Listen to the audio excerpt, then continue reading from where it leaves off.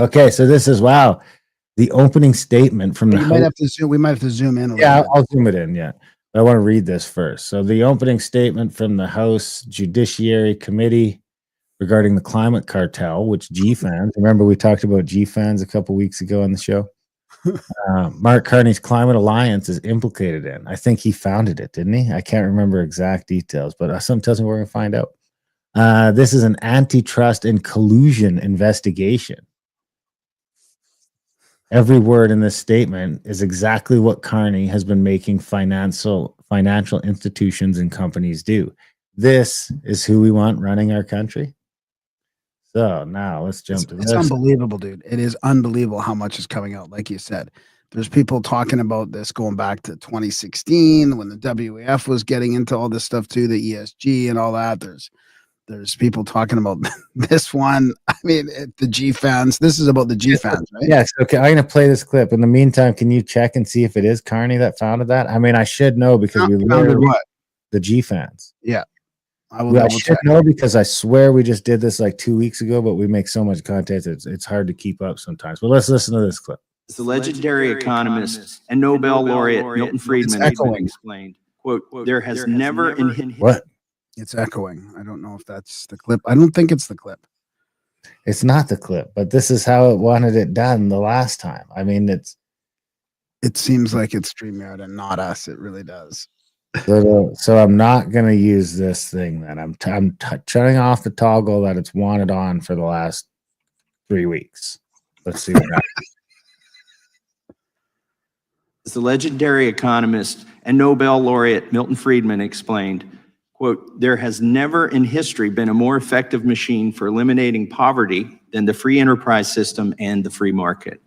Collusion, on the other hand, raises prices and reduces both output and consumer choice.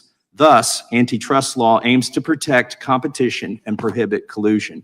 In fact, the Supreme Court has described collusion as, quote, the supreme evil of antitrust. Despite these long-standing economic and legal principles, the climate cartel is engaged in anti-competitive collusion to impose radical environmental, social, and governance, or ESG, goals on the American people. In his testimony to this committee, Andrew Bahar highlighted the 3 C's of collusion. They collaborate, convene, and coordinate. Gee, it's like you wanted to say the word collusion, but you didn't say it, so you asked ChatGPT to give me an alliteration to go to the thesaurus and find 3 words that are like collusion but not collusion. These were his words: collaborate, convene, and coordinate with other members of the climate cartel to impose their ideological agenda on the American people. This climate cartel consists of left-wing activists, dominant financial institutions, and the groups and initiatives that facilitate the collusion among them. Specifically, groups like Climate Action 100+ expressly require the investors who join them to pressure the companies they invest in to, quote, decarbonize and reach net zero emissions. Asset owners like California Public Employees Retirement System, or CalPERS, and asset managers like Arjuna Capital then use the investments they control to force companies to disclose their carbon emissions, to reduce their carbon emissions, and to adopt governance mechanisms that enforce these commitments, even though these commitments are bad for investors and consumers. The climate cartel engages in a series of escalating pressure tactics to force American companies to act against their own self-interest and adopt its desired left-wing policies. First, the climate cartel leverages its investment holdings to demand meetings with corporate management. If corporations refuse to cave, the climate cartel then escalates to filing shareholder resolutions, demanding that companies take action. Groups like Climate Action 100+ then, quote, flag these resolutions, drawing greater attention to them and making them even more effective. If companies still fail to bow to its demands, the climate cartel then seeks to replace members of their boards of directors. Notably, the climate cartel did so at ExxonMobil in 2021, replacing 3 directors with members of its own choosing. The climate cartel's commitment and demands reduce output and raise prices for American consumers. There's no way to reach, quote, net zero without reducing production and diminishing the American standard of living. These negative impacts are especially pronounced in the fossil fuel, aviation, and agricultural sectors. In other words, the very industries that allow Americans to drive, fly, and eat. For example, the climate cartel has said that fossil fuels must, quote, stay in the ground to reduce carbon emissions. Similarly, the climate cartel has called for reducing the number of airplane flights by 12% and capping passenger air travel to 2019 levels. Likewise, the climate cartel has called for cutting American beef consumption roughly in half because, quote, cows are the new coal. This sort of anti-competitive collusion has been illegal under the U.S. antitrust laws for more than a century. Yet the Biden administration has refused to take action to enforce the law and protect American consumers. In today's hearing, we will investigate the climate cartel, its anti-competitive collusion, and the harm it continues to inflict on the American economy and people. What'd you find out? Oh, it's fantastic. I mean, that's a great clip. I had that too, so I'll take that off my list there. Well, Mark Carney was a key figure in the creation and leadership of the Glasgow Financial Alliance for Net Zero, GFANZ. He co-founded the initiative in April 2021, ahead of the COP26 climate summit in Glasgow, in his role as the UN Special Envoy for Climate Action and Finance. Alongside Bloomberg, he served as co-chair, which aimed to unite financial institutions such as banks, asset managers, and insurers into a coalition committed to aligning their lending and investment activities with the goal of achieving net zero greenhouse gas emissions by 2050. I thought there was some of it about 2030 too, though. So I've got a little bit more on that if you want me to do that, or I also have more, so maybe Okay. I'll jump back. you keep going then. And This is a bit of an older article. Oh my God. This is a bit of an older article, but let's go through it here. Anyway, Terry Newman, this kind of is going to be a little more implication on Mark Carney. Mark Carney's plan for a global climate domination. Just before entering the liberal race, he was accused by White House Republicans of being part of a green cartel. There he is, United Nations. Mark Carney's greatest skill appears to be his remarkable ability to find a soft landing when things get complicated. I wonder where he's going to softly land here. Is he going to be the prime minister? Is he just going to just bail last minute? I mean, right now he's got to be thinking I've made a huge mistake. oh yeah, I don't know if he's ready for this really. Yeah, I don't think he's ready for it.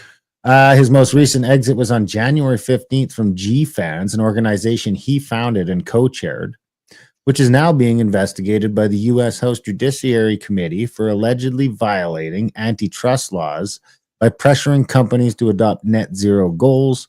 Whatever political motivations may be behind this probe, it indicates a major decline in popularity for the kind of climate-focused agenda Carney had been pushing.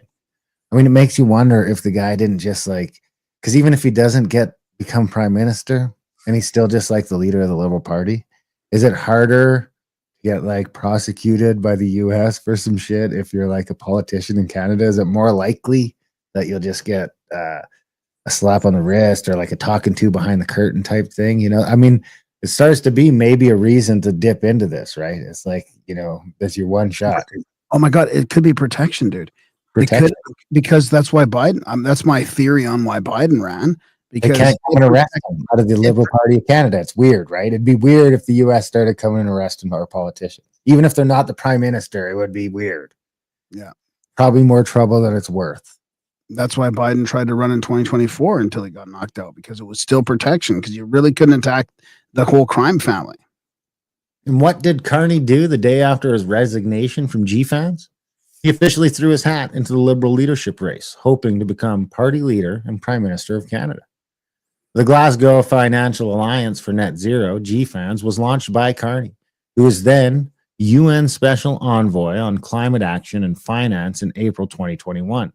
The organization was set up as a UN-backed global coalition of financial and banking institutions in order to accelerate the transition to net zero by 2050 in line with the Paris Agreement. GFANZ operate like an umbrella, uniting various sector-specific alliances. Net Zero Asset Managers, NZAM, which was launched in December 2020 and predates GFANZ, for example, is under the umbrella.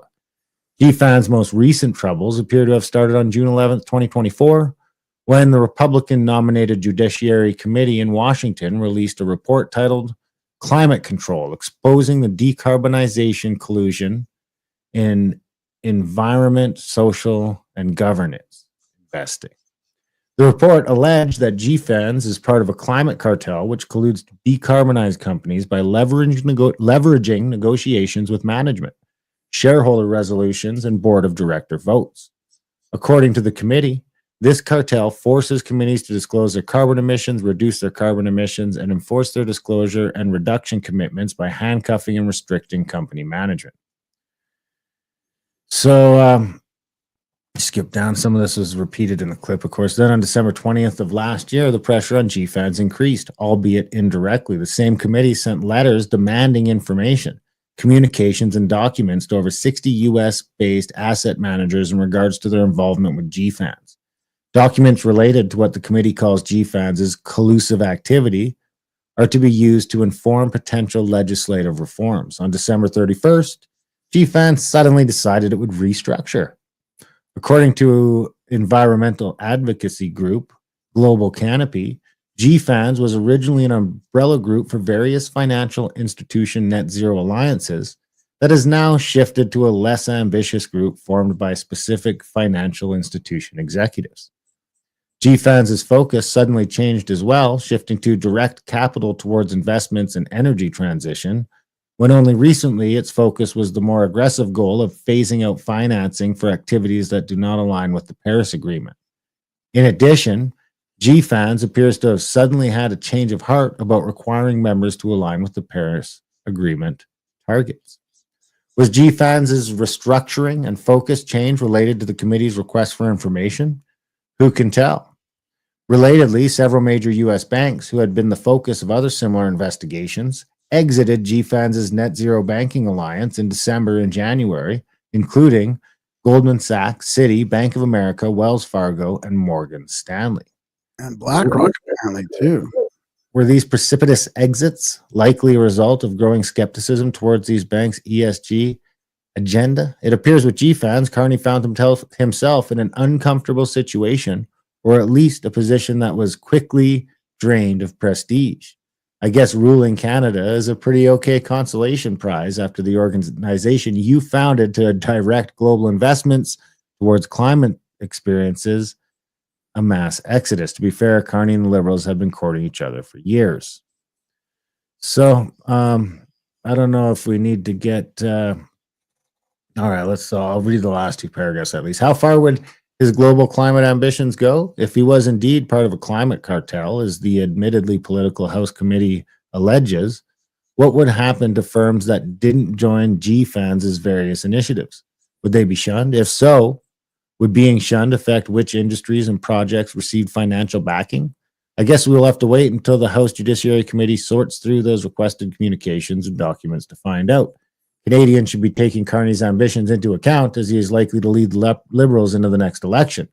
Judging by his moves to date, it doesn't seem like his aspirations will suddenly shift from a global to a Canadian focus. As Prime Minister, Carney is likely to be decidedly, obsessively one note. It's kind of lame that I have to keep switching that around. It should just do it automatically, but I could probably figure that out in the back end someplace. So I have some more Carney stuff. I have the thing from the thing, but I don't the actual report from the Judiciary Committee, which I don't think we really need to get into here. Okay. But that's sort of the last. Like, you can probably finish that, and then I've got another one, a small collection of clips. Yeah, let's just finish off this because I had this one too. This is from Trish Wood, is critical. She was starting to write all this up, and then because it started gaining ground, she threw out what she had. This is kind of incomplete, but she's talking about climate cartel Carney, why he quietly left floundering net zero investing. So I'm going to skip through all the stuff that you've already covered. But just rather some, that's weird. That audio showed up in here for some reason. Just a couple quick things here. So here's another GFANZ Carney reference that would utterly destroy Alberta's economy. I suspect Premier Smith may have read this. On the consumption side, reaching net zero would require draconian declines in the use of coal, oil, and gas, as much as 98% of coal, 94% for oil, and 86% for fossil fuels overall. Thus, as you sow, President and Chief Counsel Danielle Fougier testified that ultimately fossil fuel use has to be reduced. Likewise, Carbon Tracker has stated that the use of oil, gas, and coal will need to peak and fall in absolute terms, and soon. GFANS has said that global oil supplies must fall between 55% to 79%, and gas supplies between 54 to 93 by 2050. I always thought this was 2030. Maybe there's some other 2030 stuff. Further, GFANS co-chair Mark Carney testified to the committee that more than half of the world's coal reserves need to stay in the ground in order for the world to be in line with Paris. And then here's more dogma here from GFANS. No new oil and natural gas fields are needed in the net zero pathway. And thus, no new oil and gas fields must be developed. One Climate Action 100 plus members succinctly stated there is no need for any new oil. Similarly, GFANS has stated that there is no rationale for financing new coal projects. But, of course, China, go ahead, right? 3 a week or 1 every 3 days. So here's just a quick timeline thing. So this is since the committee began releasing its findings. The reach of the net zero partners has diminished. I mean, honestly, this is good news, right? I mean, this is all coming out. Hopefully, this is going to fall apart. Not that there's not going to be something coming in its place, but because his net zero project was falling apart, he was available to run for prime minister. So this is the timeline. June 11th, 2024, the interim report, judiciary investigation announcing a climate cartel. So that's back to summer last year, almost a year ago now. December 17th, the big investment houses bail from the cartel. Climate leader, Climate 100 plus. January 6th, it restructures, like you mentioned. January 13th, announcement that BlackRock and others have left Carney's GFANS group. January 15th, he steps down. January 16th, 3 days after the GFAN exodus, Carney announces leadership run.